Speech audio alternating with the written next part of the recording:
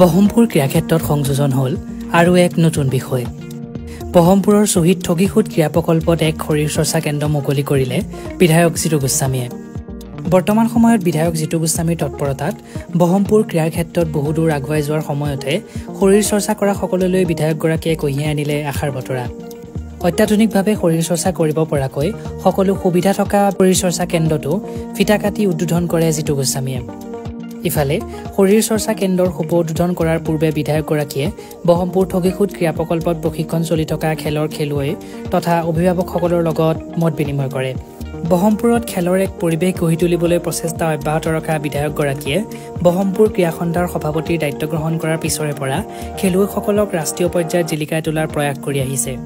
শৰীৰ চৰ্চা কেন্দ্ৰৰ শুভ উদ্বোধন কৰাৰ সময়ত ক্ৰীড়া সংগঠক প্লাৱন বৰুৱাকে ধৰি কেইবাজনো ক্ৰীড়াবিদ উপস্থিত থাকে। কল্যাণ আৰু ক্ৰীড়া বিভাগৰ দ্বাৰা অসমৰ কিছুমান ষ্টেডিয়ামলৈ জিম সেই ষ্টেডিয়ামবিলাক চলিবৰ কাৰণে লোকেল যুৱকসকলে যুৱক যুৱতীসকলে যেন পাৰ্টিচিপেশ্যন কৰিব পাৰে। আমি বহমপুৰ ক্ৰীড়া সন্থায়ো আমি সেই আঁচনিৰ অধীনত এটা জিম পাবলৈ সক্ষম হৈছিলোঁ।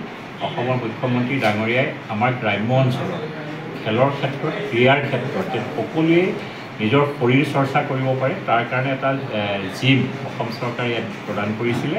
আৰু আমি বহমপুৰ ক্ৰীড়া সন্থাত আমি সুন্দৰকৈ আমাৰ এটা জেগা দি পেলাই এই গোটেই জিমটো ডেভেলপ কৰিছোঁ। এটা বৃহত্তৰ এৰিয়াত আমাৰ শৰীৰ চৰ্চাৰ কাৰণে যুৱক যুৱতীসকলৰ কাৰণে এটা ভাল সংস্থা হ'ব। মই ভাবোঁ আমাৰ এই অঞ্চলৰ ক্ৰীড়া অনুৰাগীয়ে হওক বা যুৱক যুৱতীসকলে শৰীৰ চৰ্চা কৰি নিজকেও স্বাস্থ্যৱান কৰি ৰাখিব, লগতে আমাৰ এই অঞ্চলটোলৈ ভাল ক্ৰীড়াৰ এটা পৰিৱেশ বিনামূলীয়া মানে মাননি লোৱা হ'ব।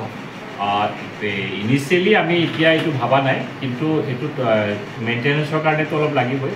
অলপ কিছু এটা কম সংখ্যক মাচুলেৰে আমি ল'ৰা ছোৱালী সকলোৱে পাৰিব। ল'ৰা ছোৱালী সকলোৱে পাৰিব।